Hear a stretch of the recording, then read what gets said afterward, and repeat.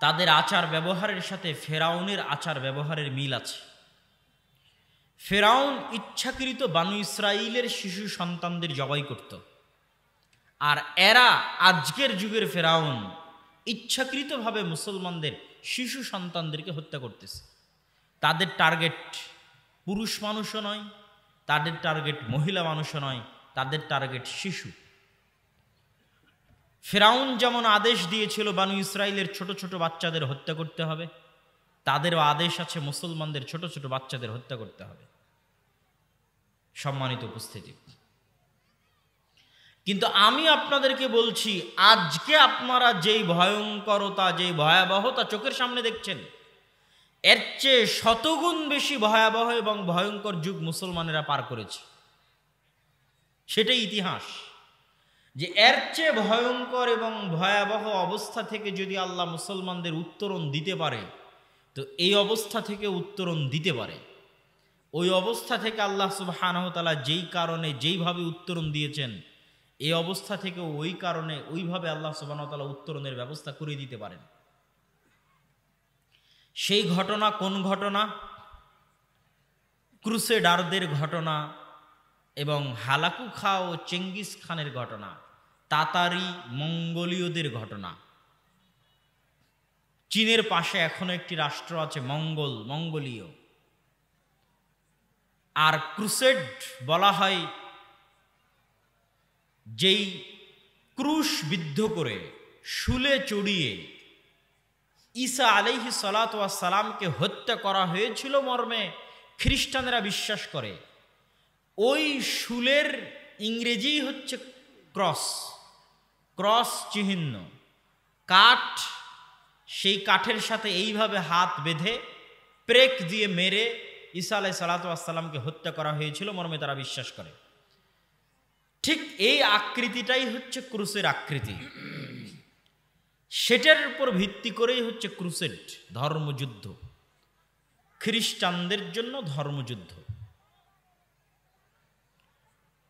এই ধর্মযুদ্ধ পরিচালিত হয়েছিল ইউরোপ থেকে এসে আজকের যে জেরুজালেম, আজকের যে ফিলিস্তিন, আজকের যে লেবানন, আজকের যে সিরিয়া, আজকের যে ইসরায়েল, এই এরিয়াগুলোতে তাদের একটাই টার্গেট ছিল, ওই ইউরোপ থেকে তারা এসেছে মসজিদে আকসা দখল করবে, জেরুজালেম দখল করবে। এই জন্য কেন? মারিয়াম আলাইহিস সালাতু ওয়াস সালাম এই শহরে, এই মসজিদে বসবাস করতেন, যিনি তাদের মা মেরি। ঈসা আলাইহিস সালাতু ওয়াস সালাম এই শহরে জন্মগ্রহণ করেছিলেন, এই শহরে তাকে হত্যা করা হয়েছে মর্মে তাদের বিশ্বাস, যিনি তাদের জেসাস, খ্রিস্টানদের।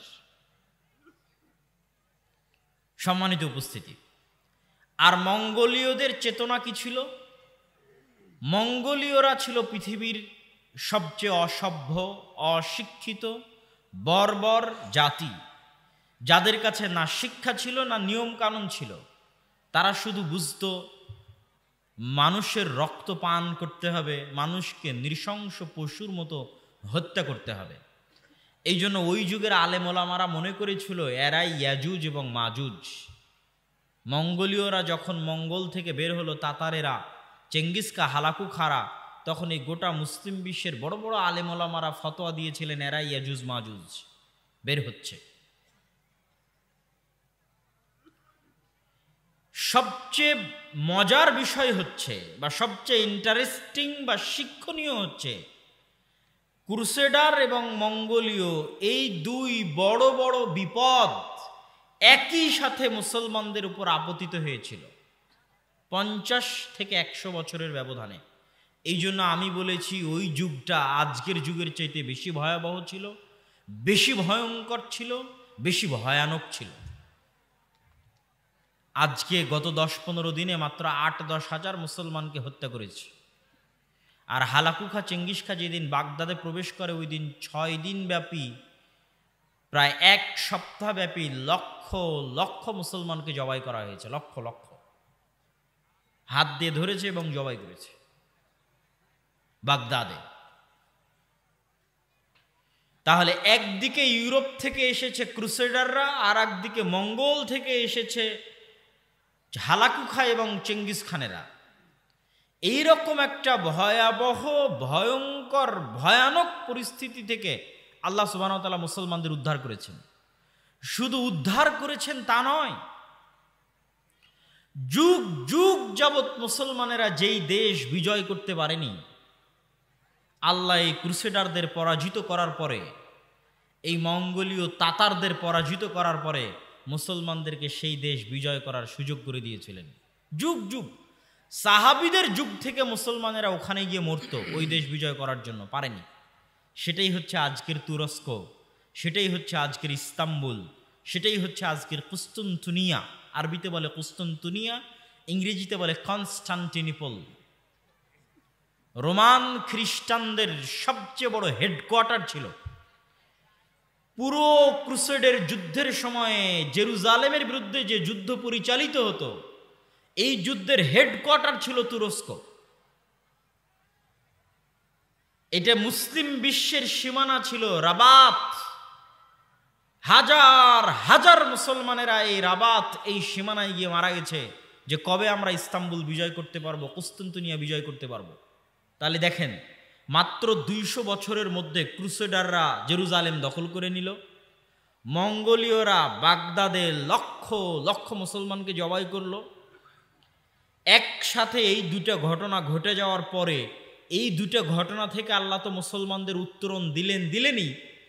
ক্রুসেডারদেরকে পরাজিত করে আরব বিশ্ব থেকে বিতাড়িত করা হলো, মঙ্গোলীয়দেরকে বিতাড়িত করা হলো। শুধু এখানেই নয়, আল্লাহ সুবহানাহু ওয়া তাআলা মুসলমানদের ক্রুসেডারদের যে হেডকোয়ার্টার ছিল তুরস্ক, ইস্তাম্বুল, কনস্টান্টিনোপল, সেটাও বিজয় করার তৌফিক দিলেন এবং সেখানেই প্রতিষ্ঠিত হলো মুসলমানদের শেষ খেলাফা, উসমানীয় খেলাফত। এগুলো সবগুলো ঘটল 200 থেকে 300 বছরের মধ্যে।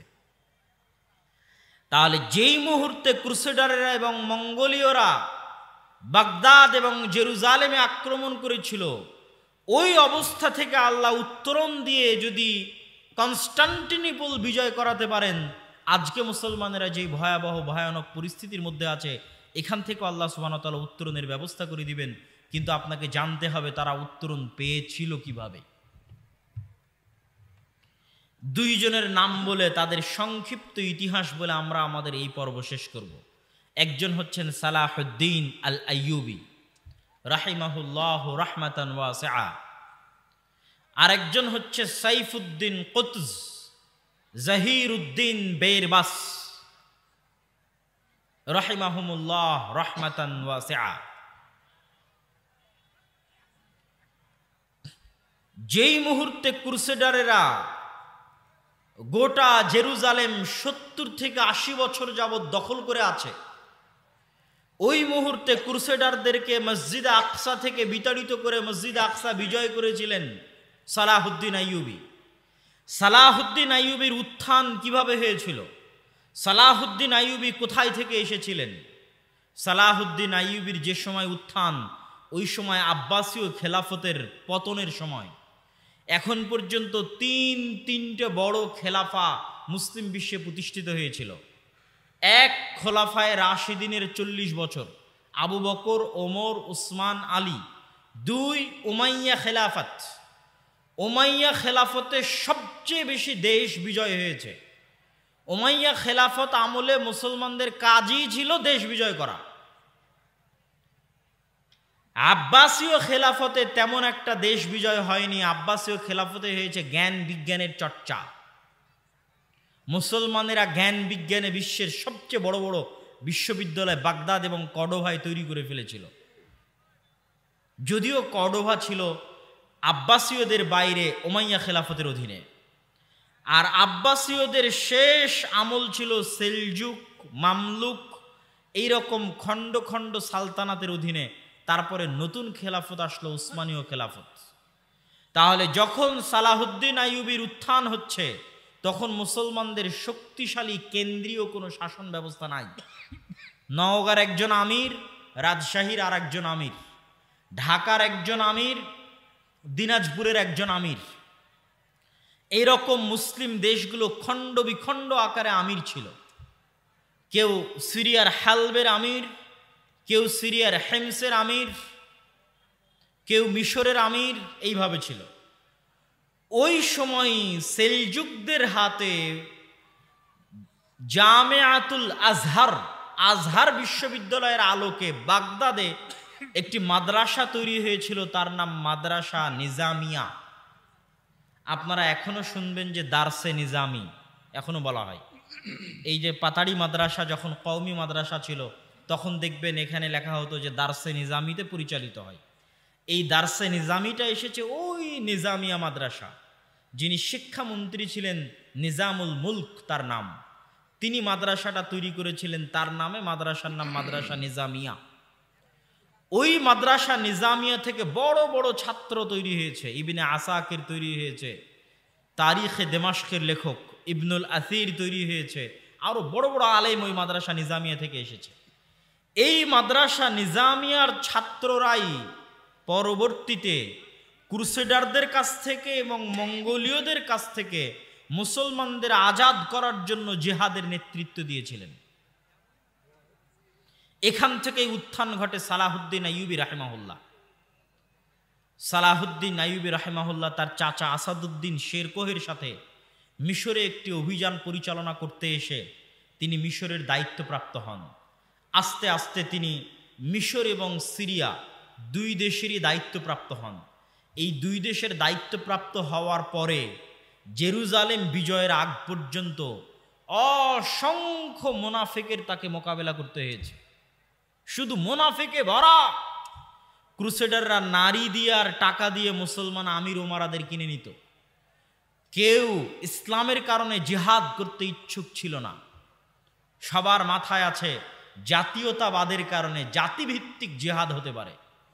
যেমন ইসরায়েলের বিরুদ্ধে আরব বিশ্ব তিনটে যুদ্ধ করেছে জাতীয়তাবাদের উপর ভিত্তি করে, একটা যুদ্ধ জিততে পারেনি, কেননা যুদ্ধটা ছিল জাতীয়তাবাদের কারণে।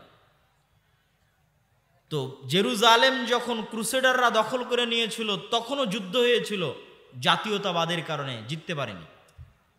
সালাহুদ্দিন আইয়ুবী এই সমস্ত মুনাফিকদেরকে হত্যা করতে করতে, এই সমস্ত মুনাফিকদেরকে ষড়যন্ত্র থেকে মুসলিম উম্মাকে মুক্ত করে তারপরে তিনি মনোযোগ দিলেন জেরুজালেম বিজয়ের জন্য। জেরুজালেম বিজয়ের আগেই, তারও আগে ইমাদউদ্দিন জিঙ্কি, নূরউদ্দিন জিঙ্কি, তাদেরই সিলসিলার ছিলেন সালাহুদ্দিন আইয়ুবী। ইমাদউদ্দিন জিঙ্কি আর নূরউদ্দিন জিঙ্কি তারা জেরুজালেম বিজয় করবেন এই জন্য একটা মেম্বার বানিয়েছিলেন সিরিয়াতে। যেই দিন জেরুজালেমের মসজিদ আকসা বিজয় হবে সেই দিন এই মেম্বার মসজিদ আকসা স্থাপন করা হবে। ওই মেম্বার এখনো মসজিদ আকসায় আছে। সালাহুদ্দিন আইয়ুবীরও স্বপ্ন ছিল এই যে মেম্বার তৈরি করা হয়েছে, এই মেম্বার আমাকে জেরুজালেমে স্থাপন করতে হবে, মসজিদ আকসা স্থাপন করতে হবে। এই স্বপ্নে তিনি হজও করেননি, ওমরাও করেননি। পৃথিবীতে আল্লাহর তিনটা ঘর আছে, কাবা, মসজিদে নববী আর মসজিদ আকসা। এই তিনটা ঘরের একটা ঘর, তিনটা ঘরই তো আল্লাহর ঘর। মসজিদ আকসার ফজিলত সম্পর্কে আমি আলোচনা করব, এখানে একটু আপনাদেরকে হিন্টস দিয়ে তারপরে যাব ইনশাল্লাহ মসজিদ আকসার ফজিলতে। আল্লাহ সুবহানাহু ওয়া তাআলার এই তিনটা ঘরের একটা ঘরকে অন্যের দখলে রেখে কেমন করে আমি আল্লাহর আর একটা ঘর জিয়ারতে যেতে পারি, আল্লাহর আর একটা ঘরে হজে যেতে পারি, আল্লাহর আর একটা ঘরে ওমরায় যেতে পারি, অথচ ওই মুহূর্তে আল্লাহর আর একটা ঘর বন্দী অবস্থায় আছে। এই ব্যথা, এই কষ্ট সালাহুদ্দিন আইয়ুবীর অন্তরে ছিল, সালাহুদ্দিন আইয়ুবীর হৃদয়ে ছিল। এই জন্য তিনি হজও করেননি, ওমরাও করেননি। আগে মসজিদ আকসা বিজয় করবেন, আল্লাহর আর একটা ঘর আগে মুক্ত করবেন বন্দী দশা থেকে, আল্লাহর আর একটা ঘর আগে মুসলমানদের জন্য উন্মুক্ত করে দিবেন, তারপরে তিনি আল্লাহর অন্য ঘর সেটা জিয়ারতের জন্য যাবেন, হজ এবং ওমরা আদায় করার জন্য যাবেন। আজকে 70-80 বছর থেকে মুসলমানেরা মসজিদ আকসা দেখতে যেতে পারে না। আপনারা কতজন হাজি আছেন আজকে এখানে বসে আছেন, মসজিদে নববী দেখেছেন, মক্কার মসজিদ দেখেছেন, মসজিদ আকসা দেখতে যেতে পারেননি। এ আফসোস থাকা উচিত অন্তরে। এটাও ওই তিনটা মসজিদের একটা মসজিদ যেখানে দেখতে যাওয়া উচিত, ওই তিনটা মসজিদের একটা মসজিদ যেখানে গেলে অতিরিক্ত নেকি আছে সালাতের জন্য। এটা মুসলমানদের প্রথম কিবলা, কিন্তু আমরা 70-80 বছর থেকে যেতে পারি না। পৃথিবীর 100 থেকে 150 কোটি মুসলমান তাদের তৃতীয় পবিত্রতম স্থান দেখতে যেতে পারে না। এই কষ্ট মুসলমানদের অন্তরে থাকতে হবে। আপনার সন্তানের অন্তরে এই কষ্ট দিতে হবে। এই কষ্ট সালাহুদ্দিন আইয়ুবীর অন্তরে ছিল দেখেই সালাহুদ্দিন আইয়ুবী মসজিদ আকসা বিজয় করতে পেরেছে। আপনার অন্তরে এই কষ্ট প্রবেশ করাতে হবে। আপনার সন্তান সন্ততি বংশধরের অন্তরে এই কষ্ট দিতে হবে যে মসজিদ আকসা আমাদের মসজিদ, মসজিদ আকসায় আমরা সালাত আদায় করতে চাই। আল আরজুল মুকাদ্দাসা আমাদের। আমরা যেমন মক্কা দেখতে যেতে চাই, মদিনা দেখতে যেতে চাই, একই সফরে জেরুজালেমে বিমান ল্যান্ড করে মসজিদে আকসায় সালাত আদায় করতে চাই।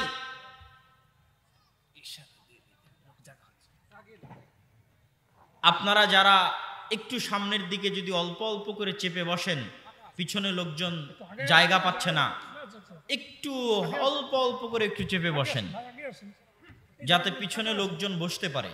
একটু সহযোগিতা করেন। জাযাকুমুল্লাহু খায়রান, বারাকাল্লাহু ফিকুম। আগে আসেন, পিছনে লোক দাঁড়িয়ে আছে, আগে আসেন।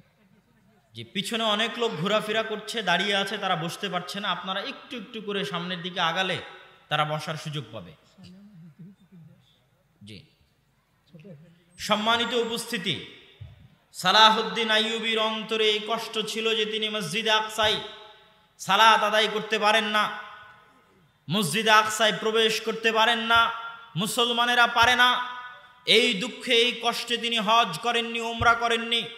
এই দুঃখে এই কষ্টে তিনি মিম্বার তৈরি করেছিলেন সম্পূর্ণ আলাদা। যেই দিন মসজিদে আকসা বিজয় হবে সেই দিন এই মিম্বার ওখানে স্থাপিত হবে। সেই যুদ্ধের সময় চলে আসলো, হিত্তিনের যুদ্ধ। 1187 খ্রিস্টাব্দে হিত্তিনের যুদ্ধ। শায়েখ আব্দুর রাজ্জাক বিন ইউসুফের মুখে দাজ্জালের লম্বা হাদিসে শুনেছেন, দাজ্জাল তামিম আদ-দারিকে জিজ্ঞেস করে, আখবিরুনি আন বুহায়রা তাবারিয়া, তোমরা আমাকে বুহায়রা তাবারিয়া সম্পর্কে বলো, বুহায়রা তাবারিয়াতে কি পানি আছে? ইসরায়েলের সীমানার মধ্যে, এখনকার ইসরায়েলের সীমানার মধ্যে একটা বড় লেক আছে, ওটাই হচ্ছে বুহায়রা তাবারিয়া। ওখানে এখনো পানি আছে। দাজ্জাল বলল ওখানে একদিন পানি থাকবে না। এই বুহায়রা তাবারিয়ার পাশেই দ্বিতীয়বার মসজিদে আকসা বিজয়ের যুদ্ধ হয়েছিল, হিত্তিনের যুদ্ধ। সুলতান সালাহুদ্দিন আইয়ুবী এই যুদ্ধ করেছিলেন।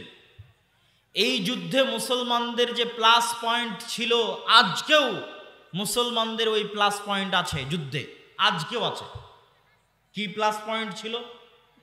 সালাহুদ্দিন আইয়ুবীরা হচ্ছে আরব মরুভূমিতে জন্ম নেওয়া। আজকের সৌদি, আজকের কুয়েত, কাতার, বাহরাইন, আজ থেকে 50 বছর আগে তারা ছিল মরুর বিদুইন। এখন হয়তো এসির কারণে, এসির মধ্যে সুযোগ সুবিধা লাভ করার কারণে সেই মরুভূমির স্বাদটা হয়তো তারা ভুলে যেতে পারে। যেই মূলনীতিগুলোকে সামনে রেখে আল্লাহ এই পৃথিবী পরিচালনা করে থাকেন, যেমন আল্লাহ এই পৃথিবীতে সূর্যের ব্যবস্থা রেখেছেন, চন্দ্রের ব্যবস্থা রেখেছেন, রাত এবং দিনের ব্যবস্থা রেখেছেন, মেঘ, বৃষ্টি, ঝড় বাতাস, মিষ্টি পানি, লবণাক্ত সমুদ্রের পানি, যাবতীয় খাবারের ব্যবস্থা, মানুষের রিজিক এবং রুটির ব্যবস্থা, সব মিলিয়ে আল্লাহ সুবহানাহু ওয়া তাআলা একটা পরিপূর্ণ ম্যানেজমেন্ট সিস্টেম আল্লাহর আছে এই সমগ্র পৃথিবী পরিচালনায়।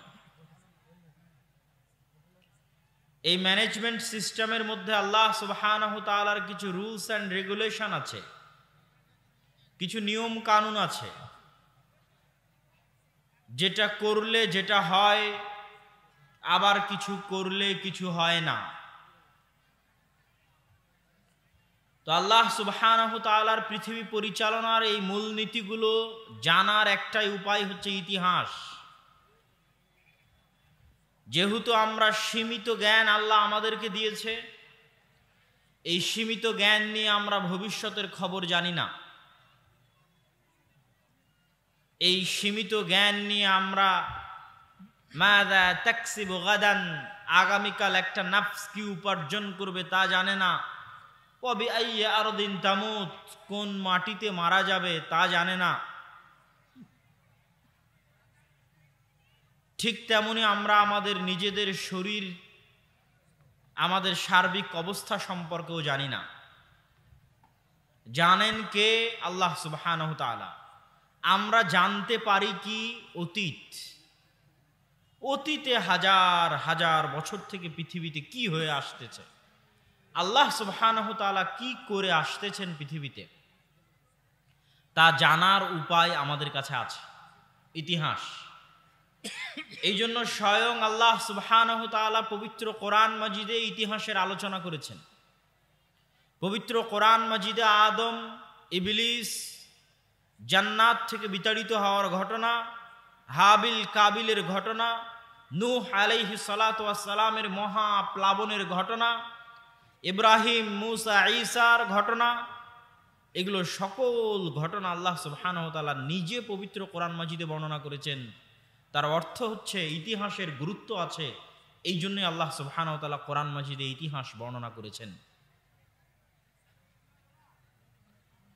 তো আজ সারা বিশ্বের মুসলমানেরা যেই ভয়ঙ্কর এবং কঠিন সময়ের মধ্যে আছে, বিশ্বের ইতিহাসে মুসলমানেরা এর চাইতেও ভয়ঙ্কর, এর চাইতেও কঠিন, এর চাইতেও ভয়াবহ সময় পার করে এসেছে। আপনার কাছে আজ সারা বিশ্বের মুসলমানদের অবস্থা দেখে মনে হতে পারে না জানি আমরা কত কঠিন বিপদে আছি, কিন্তু ইতিহাস পড়লে দেখবেন মুহাম্মদ সাল্লাল্লাহু আলাইহি ওয়াসাল্লামের বিদায়ের পর থেকে নিয়ে গত 1400 বছরে এখন যে অবস্থার আমরা মুখোমুখি তার চেয়ে বেশি ভয়ঙ্কর, বেশি ভয়াবহ, বেশি কঠিন অবস্থার আমরা মুখোমুখি হয়েছিলাম। সেই ভয়ঙ্কর, সেই ভয়াবহ অবস্থার কিছু বিবরণ এবং সেখান থেকে আল্লাহ সুবহানাহু তাআলা মুসলমানদের কিভাবে উত্তরণ দিয়েছিলেন সেটার আলোচনা পেশ করার চেষ্টা করব ইনশাআল্লাহুল আজিজ। আজকে আমরা মুসলমানেরা কি ভয়াবহ অবস্থার মধ্যে আছি। আজকে ফিলিস্তিনের গাজায় এখন পর্যন্ত 8 থেকে 9 হাজারের অধিক মানুষ, নারী, পুরুষ, শিশু গত 10-15 দিনে হত্যা করা হয়েছে। 100, 200, 500 নয়, 8-10 হাজার মানুষ। সমগ্র গাজায়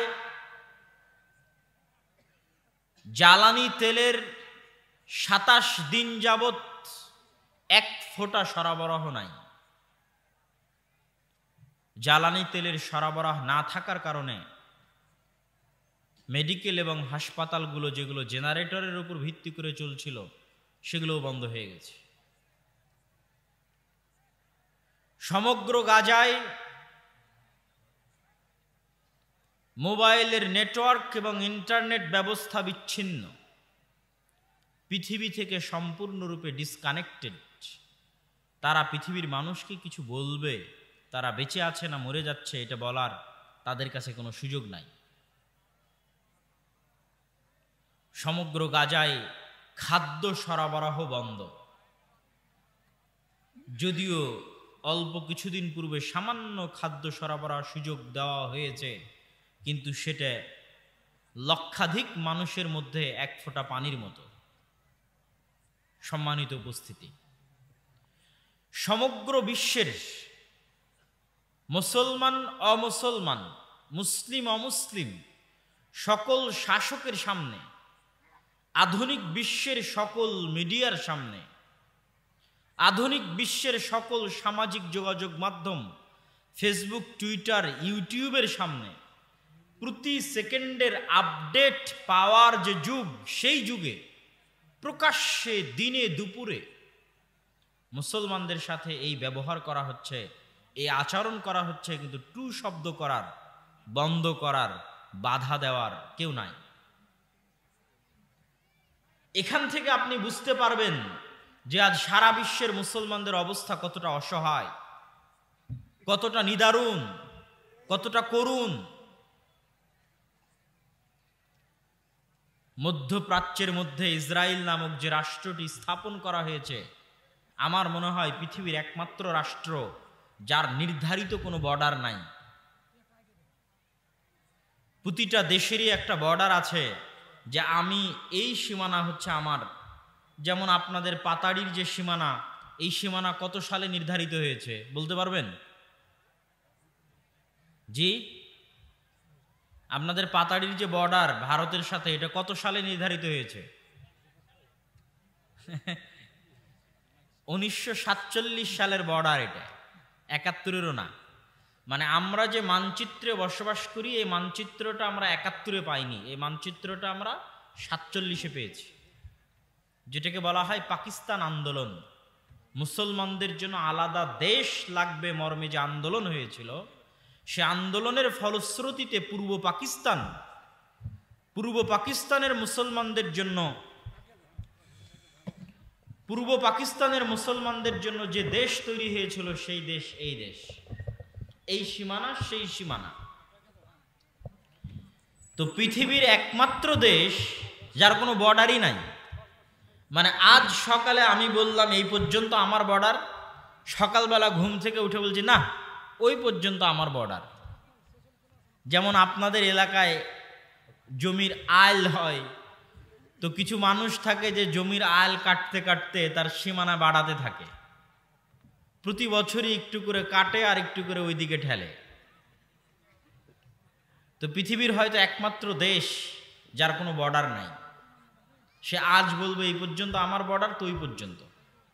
কাল যদি বলে ওই পর্যন্ত আমার বর্ডার, তো ওই পর্যন্ত। না হলে সারা পৃথিবীর সকল মানুষের সামনে কিভাবে তারা আজ এই ধরনের ভয়ঙ্কর এবং ভয়াবহ আচরণ এবং ব্যবহার মুসলমানদের সাথে করতেছে?